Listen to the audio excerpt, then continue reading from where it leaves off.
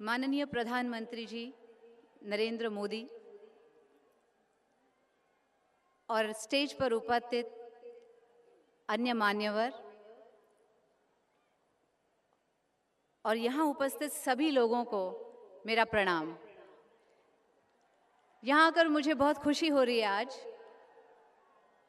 और इतने सारे संख्या में मेरी माताएं और बहनों को देखकर यहाँ बहुत ही खुशी हो रही है। आपने कभी सोचा है ये मंजर कि जब आप काम से थक कर घर आए हो और घर में मुस्कुरा स्वागत करने के लिए ना तो माँ खड़ी हो, ना बहन, ना बेटी, ना बीवी, सिर्फ चंद मर्द आपके स्कूल में, कॉलेज में, ऑफिसेज में, बसों में, ट्रेन में, शहर भर सिर्फ पुरुष ही पुरुष हो, तो क्या ये सही होगा?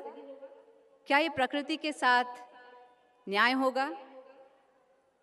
आज इंडिया मंगल ग्रह तक पहुंच गई है, चांद पर पहुंच गई है, लेकिन बहुत दुख के साथ कहना पड़ता है कि आज भी कुछ लोग ये सोचते हैं कि बेटी बोझ होती है और घर में बेटी नहीं चाहते। लड़कियां नहीं जन्मेंगी तो साइंस को फिजिक्स और केमिस्ट्री दोनों में नोबेल पुरस्कार पाने वाली मरी क्यूरी, स्पेस साइंस को सुनीता विलियम्स और कल्पना चावला, साहित्य की दुनिया में महादेवी वर्मा, अमृता प्रीतम, गायकी को लता मंगेशकर और आशा भोसले, देश की आज़ादी को सरोजिनी नायडू और रानी लक्ष्मीबाई जैसे दिग्गज कैसे मिलेंगे? और सवाल सिर्फ लड़कियों को जन्म देने का नहीं है, उन्हें सही पोषण, सही शिक्षा और उचित अधिकार देने का भी सही प्रोग्राम होना चाहिए, क्योंकि घर हो, परिवार हो, समाज हो या फिर देश, प्रगति तभी करेगा जब उसकी औरतें शिक्षित और सशक्त होगी। एक बच्चा सबसे ज़्यादा अपनी माँ से सीखता है। माँ उसे जिस ज़बान में बात करती है वही भाषा वो सबसे पहले सीखता है। माँ जितनी शिक्षित होगी, बच्चा भी उतना ही सभ्य, अक्लमंद और संस्कारी होगा। हम क्यों बेटियों को जन्म लेने नहीं दे रहे हैं? और अगर जन्म दे भी दिया तो क्यों उसे कुपोषित रखकर, उसे अशिक्षित रखकर, उसे उसके अधिकारों से वंचित रखकर अपने समाज का और अपने देश का बुरा कर रहे हैं? घरों में बेटियां नहीं होंगी तो आप अपने बेटों की शादी किससे कराएंगे? और इसी में से निकलती है अपराध, हिंसा और अत्याचार। मैं व्यक्तिगत तौर से मानती हूँ कि बेटा और बेटी में कोई फर्क नहीं होता। मेरे खुद के परिवार में हम 3 बहनें हैं और 1 भाई, और मैं गर्व से कह सकती हूँ कि मेरे बाप ने कभी दोनों में भेदभाव नहीं किया।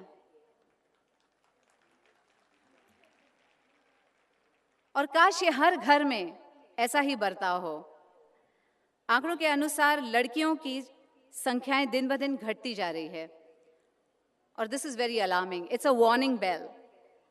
और इसीलिए मुझे गर्व है कि हमारी नई सरकार ने पहले ही साल में बेटी बचाओ बेटी पढ़ाओ योजना की शुरुआत की है। एक माँ, एक बेटी, एक बीवी, एक बहन के नज़रिए से मुझे इस प्रोग्राम से बहुत उम्मीद है। उम्मीद है कि देश में और बेटियां पैदा होंगी। उम्मीद है उन्हें इतना प्यार, सम्मान और शिक्षण मिले, इतने मौके मिले कि वो हमारे देश को दुनिया में प्रथम देश बना दें। गांधी जी ने कहा था कि अगर बदलाव लाना है तो आप खुद वो बदलाव बनिए। You have to be the change. आपको अपनी सोच बदलनी होगी ताकि बहुत देर होने से पहले सुनहरे भारत को, जिसके लिए हम कल्पना करते हैं, सुनहरे दिन की कल्पना करते हैं, महिलाएं और पुरुष दोनों मिलकर उसे साकार कर सकें। धन्यवाद और जय हिंद।